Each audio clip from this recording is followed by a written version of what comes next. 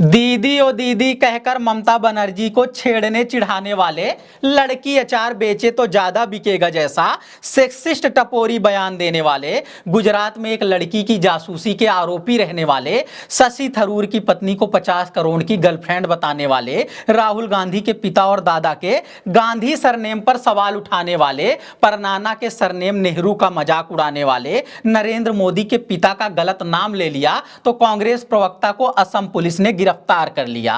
प्रधानमंत्री नरेंद्र मोदी का नाम गलती से या जानबूझकर पवन खेड़ा ने नरेंद्र गौतम दास मोदी कह दिया तो पूरे देश में बवाल मच गया।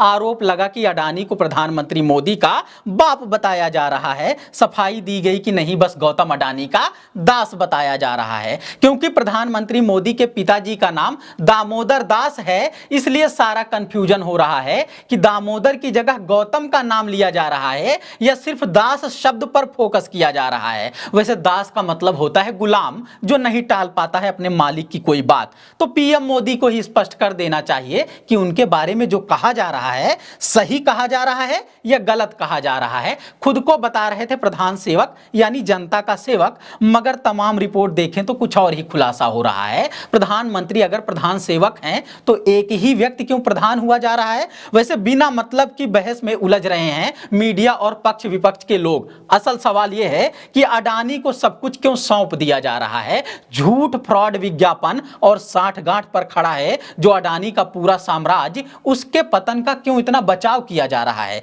देश की दुर्गति के वक्त जिसने साधे हैं सबसे ज्यादा स्वार्थ, उस पर खुलासे को क्यों देश पर हमला कहा जा रहा है? कांग्रेस के प्रवक्ता क्या कह रहे हैं उनकी बात छोड़कर प्रधानमंत्री मोदी को पूरे देश के सामने सच बोल देना चाहिए कि अडानी के साथ उनका क्या और कैसा रिलेशनशिप चल रहा है। लोग तरह तरह की बातें बना रहे हैं, रिश्ते के बारे में अफवाह उड़ा रहे हैं। कोई कह रहा है मालिक मोदी हैं, अडानी तो उनके गोदी सेठ हैं। कोई कह रहा है अडानी मालिक हैं, मोदी उनके सेवक मात्र हैं। कोई कह रहा है दोस्त यार और मित्र वाला रिश्ता है, और कोई कह रहा है इनकी साठगांठ क्रोनी कैपिटलिज्म की मिसाल है। समझ नहीं आ रहा है ये सब क्या चल रहा है। बस इतना जान लीजिए कि लाखों करोड़ की लूट हुई है, दुनिया भर में हंगामा मचा है और देश में बिल्कुल मजाक चल रहा है। नमस्कार, मैं समर राज बोलता हिंदुस्तान में आपका स्वागत है। एक प्रेस कॉन्फ्रेंस के दौरान प्रधानमंत्री का पूरा नाम नरेंद्र दामोदर दास मोदी के बजाय नरेंद्र गौतम दास मोदी कहने की वजह से पूरे देश में बवाल मच चुका है।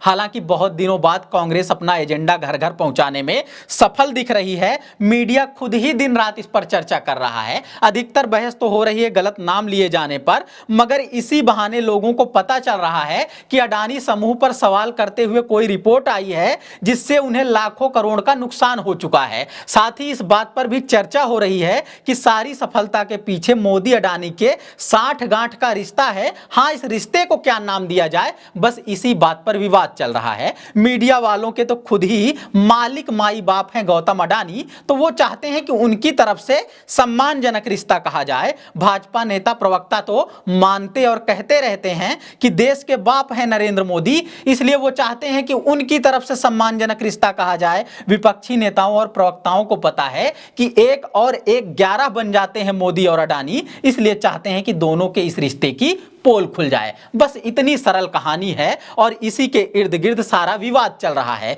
क्या अडानी समूह की 7 कंपनियां ऐसी हैं जिनका वैल्यूएशन 85% तक बढ़ाकर दिखाया गया?